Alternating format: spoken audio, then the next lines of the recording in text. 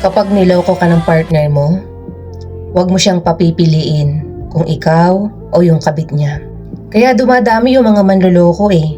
Kasi biro mo, sila na yung may kasalanan, sila pa yung may pribilehiyo na mamili kung saan sila mananalo. Ang dapat mong gawin, piliin mo ang sarili mo at hayaan silang dalawa na lokohin ang mga sarili nila na magtatagal sila. Kasi kung ipipilit mo yung relasyon nyo, anong mangyayari? Palagi ka lang magdududa, tapos ang ending, siya pa ang makikipaghiwalay kasi sasabihin sa'yo na wala kang tiwala sa kanya. Di ba sa huli kasalanan mo pa? Eh kung pipiliin mo ang sarili mo, wala ka ng problema. Hindi mo naiisipin pa kung niloloko ka niya habang hindi kayo magkasama o magkausap.